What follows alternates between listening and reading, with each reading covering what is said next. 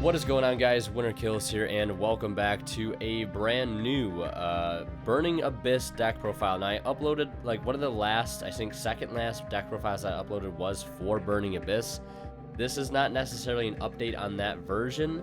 That was a Earth variant featuring cards like Block Dragon, Power Giant, all that stuff, which focused on, obviously, an Earth engine, getting multiple Earth monsters in grave, you know, using Block Dragon as a sort of an engine to link fodder, or have link fodder, or put on damage, and had a smaller Phantom Knight lineup. I believe I was only playing 3 PK monsters. This build has more of a full Phantom Knight engine, I would say, especially when we look into the main deck, and I've also made quite a few changes in the main deck, just considering ratios and adding in cards, and I would say this is more of a competitive build also, and I do have 2 different options here that I'll show you guys later, that you could replace a certain set of cards that we will show you guys when you get to the end. So yeah. Also, real quick shout out, as always, guys, Imperium Duelists, check them out. I recommend them. Check them out down in the description below. Link to their website. You can get any of the stuff you see in the video, or any of the products that you see that I get from them. They're just fantastic products. The sleeves are fantastic. I love these purple non-effect tournament sleeves. I like rocking the effect sleeves on the extra deck. These are the charm sleeves in the red. Thunderstorm playmat. Check them out, guys. They got tons of awesome gaming accessories, dice, mats, sleeves, you name it, they got it. Highly recommend checking them out down in the description below. But without further ado, we'll go ahead and get into the profile. And to start with the Burning Abyss monsters, I'm playing 3 Farfa.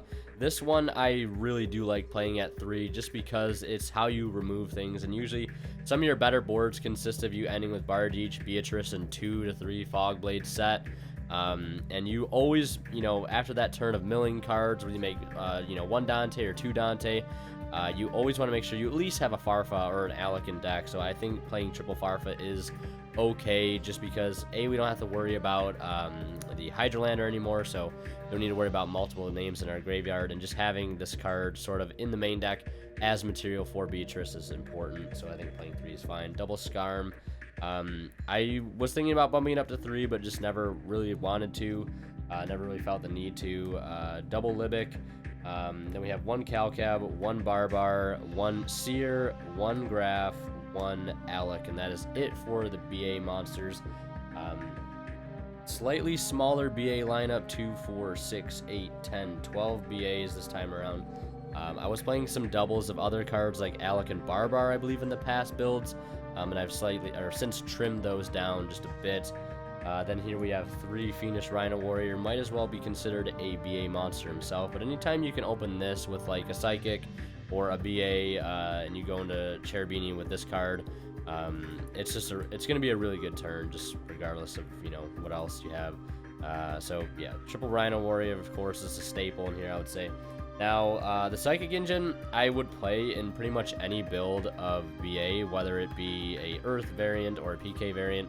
This is just like free fodder to continue your plays. This allows you to go into Bryanak, which is a really, really important card when trying to remove problem cards, being able to have access to that mass bounce. Very, very important to have them. Yeah, and just having Tracker and Wielder, I've just loved these cards at 2 and 2 apiece ever since I've started playing BA again. And I highly would recommend anybody who plays BA and they haven't played these cards in here, to at least give it a shot, because it is pretty good. Alright, so moving on here, we have 2 Sea Archiver, or Archivador de Mar. This is still one of my favorite techs in this deck. And again, it really doesn't matter the variant of BA that you play. It's just a free recurring level 3 monster every turn. Basically, if something is normal or special summoned to a zone a link monster points to, you can summon this from your graveyard or your hand, but it gets banished when it leaves the field. But most of the time, it's just going to become Xyz material, or in some cases, you could use it as link material, and it won't make too big of a difference either way. It's just such a really, really clutch card. Still really, really enjoy it, and would recommend it for BA players that haven't tried it yet. 2 Mathematician. I'm still playing Math in here just because I think it's a 1-card Cherubini with Edgem Sabers, so, or 1-card Dante, so I figured why not still play it. Just a Walking Foolish Burial, still a really good card. again, regardless of the variant. And then we have 1 Tour Guide, 1 Edgem Sabers. Tour Guide, of course, amazing. Edgem Sabers, amazing. It's just a fantastic card. Puts things back into your deck. Gives you a level 3 on board. Then lastly for the not lastly for the monsters, but we have 3 Ash Blossom and Joyous Spring. I wanted to play some more hand traps in here, so I went with Ash. You could also play Ghost Bell. Literally any of the level 3 hand traps will work in here. I decided to go with Ash this time around. Ash works well. And then for the Phantom Knight Engine, 3 boots, 2 cloak, 1 glove. So I decided to go full on Phantom Knight Engine, the 3-2-1 ratio. I've been really liking the bigger engine just because a lot of times when you just open like boots with any other Phantom Knight, you can just normal and then special, and then that just gets you into your combo anyways by giving you the 2 level 3s on board to make Cherubini. And then the gloves is nice because sometimes you'll have a boots in hand, but you'll have that Foolish Burial effect for Bardiche, and you might have another Phantom Knight engraved, so you can just send this, set your Fog Blade, banish this, send another Fog Blade, do Fog Blade out something, and then special your boots that way to make your second Dante if you need to, or make another rank 3 like Fog Blade, or not Fog Blade, Break Sword. So I'm really enjoying the larger Phantom Knight engine. Now to the traps here, we have 3 Phantom Knights Fog Blade. I decided to go full on triple Fog Blade this time just because I think it's good. And triple Infinite Impermanence to round off the traps.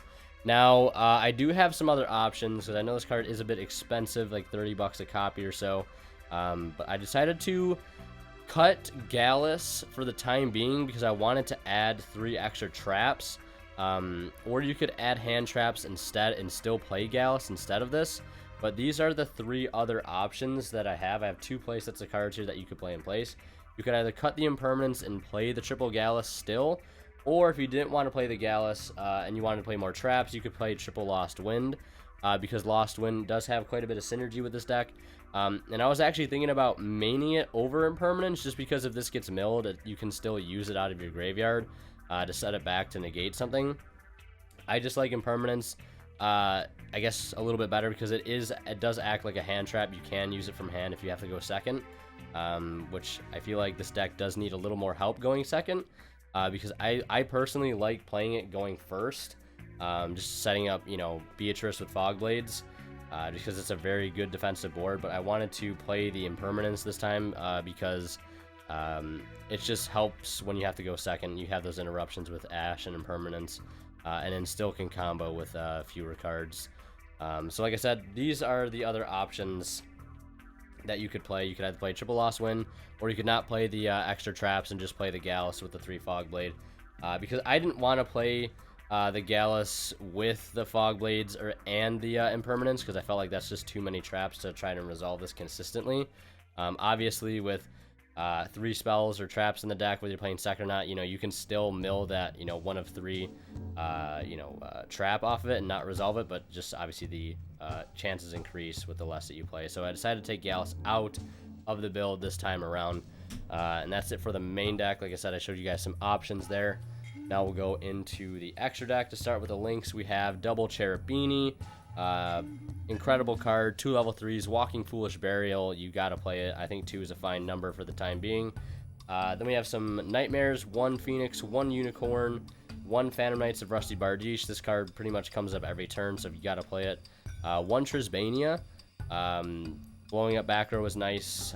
It's a very easy card to set up and make live by just getting a free special summon. 1 Borreload and 1 Boral Sword. You could also play Avermax instead of Borreload if you do not have this card.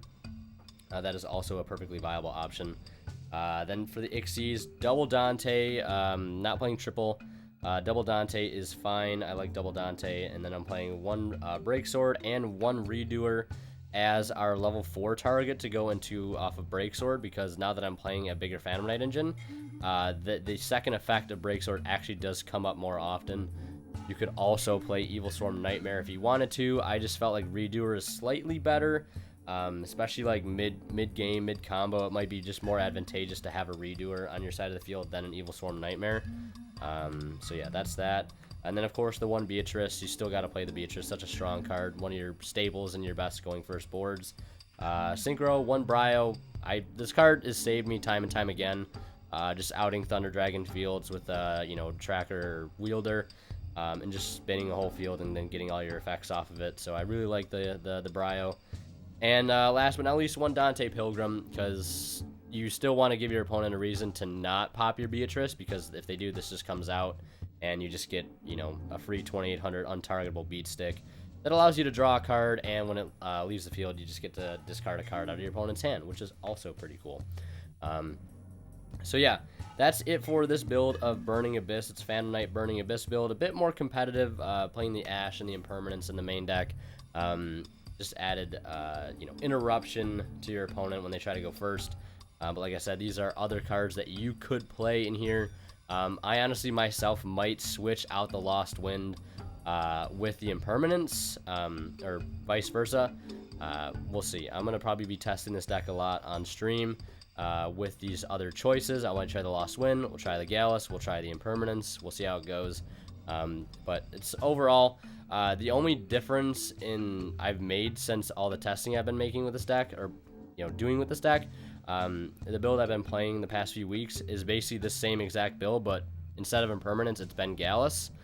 So for this profile, I decided just to throw in the Impermanence, because it is a really strong card. I like playing more traps in BA, so that's kind of the direction I wanted to go and still keep it very consistent in what the deck likes to do.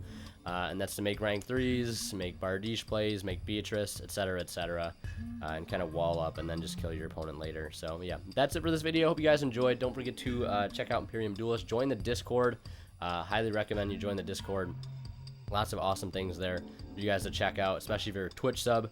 Yeah, follow me on Twitch also, speaking of Twitch. And yeah, thank you guys so much for watching. As always, Winter Kill signing out. We'll see you guys in the next one.